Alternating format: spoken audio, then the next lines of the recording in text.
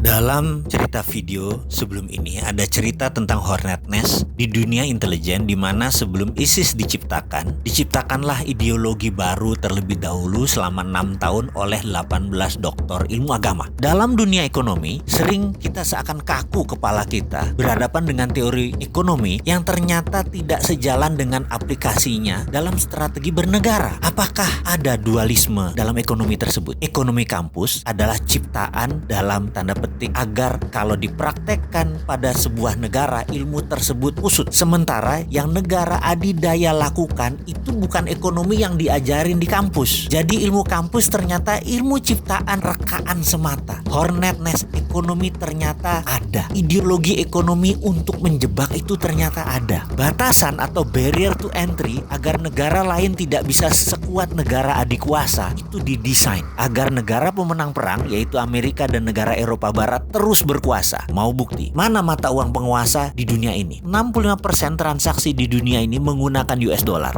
20% menggunakan euro, yen 4,7%, yuan Cina hanya 1,9% nilai transaksinya. Walaupun Cina menguasai mayoritas perdagangan sampai 50 atau 60% perdagangan dunia, dolar tetap underlying transaksi mereka. Memang mau Indonesia misalnya CPO-nya dibeli oleh Cina bayar pakai yuan. Terus yuannya tadi buat apa? Kita mau beli mesin misalnya untuk pabrik, mesinnya dari Jepang. Apa Jepang mau terima yuan? Nggak mau lah. Jepang mintanya dolar buat devisa mereka. Kok bisa begitu sih? Ini kesepakatan atas dasar suka sama suka atau atas dasar saya penguasa dunia, Anda harus manut dengan saya. Baik, kita akan bicara tentang currency warfare di sesi lain. Sekarang kita kembali ke topik. Misalnya lagi, dunia perbankan yang saat ini dianggap kunci sukses ekonomi, sehingga bank dicitrakan adalah penting untuk membangun ekonomi itu hanya bank. Padahal banking atau perbankan benar, tapi bank tidak. Bukan jadi kunci. Banking yang jadi kunci, bukan bank. Tetapi karena sudah ada doktrin di banyak otak para pejabat dan akademisi bahwa banklah yang terpenting. Jadi bank harus dilindungi. Padahal bank itu didesain untuk orang kaya saja. Ini by design agar memang kekayaan menumpuk di komunitas 3%. Bank bukan buat semua orang. Dan itu sudah masuk di kepala kaum bankers di bawah sadarnya. Padahal bankers itu pelayan kaum kapitalis, bukan pelayan rakyat. Mau bukti? Maaf ya, kalau sudah bicara tentang banking, si Sontoloyo ini tegangan tinggi. Karena apa? Nyerempet riba, pasti tegangan tinggi. Kita lanjut. Misalnya dengan ada namanya asset based loan atau pinjaman berbasis aset. Itu hanya komunitas 3% saja yang bisa pinjam bank. Karena punya kolateral, punya jaminan. Coba yang lain nggak punya kolateral, jadi bisa apa? Atau kita ambil contoh lagi deh. Ini cara ngitung yang aneh bin ajaib. Kita ada kolateral, kita mau beli rumah. Kita ambil KPR. Kredit ini dihitungnya caranya aneh bin ajaib karena untuk menguntungkan bank. Kita tahu pada saat kita menyicil tuh ada cicilan pokok, ada bayar bunga. Dan itu lucunya bukan pakai proporsional yang sama. Misalnya kita bayar 2 juta setiap bulan. Di awal-awal cicilan, lucu. Yang 1,5 juta buat bayar bunga, yang pokoknya hanya 500 ribu. Nanti kalau sudah tahun ke-15 sudah mau lunas, dibalik 2 juta tadi, yang 1,5 buat pokok, yang 500 ribu baru bayar bunganya. Bunganya mengecil. Itu mereka ngambil bunga di depan. Itu rentenir banget. Ini gila dunia perbankan ini. Dan herannya itu dilindungi oleh pemerintah lagi. Hebat bener dah. Kesimpulannya, bank itu menyedot dana orang kebanyakan. Namun pembiayaannya hanya untuk orang kaya. Bagi saya, kalau ini didiamkan, ini namanya kita orang bodoh. Kapan kita bisa berdiri di atas kaki sendiri kalau kayak gini? Harusnya ada project based loan, pinjaman berbasis proyek. Tidak harus aset. Selama ada revenue, selama ada omset, selama ada profit, boleh dibiayai. Dunia perbankan harusnya dibuka lebar-lebar. Bukan dunia bank ya. Dunia perbankan harusnya dibuka lebar-lebar. Sehingga banking bisa dilakukan oleh non-bank. Banking 5.0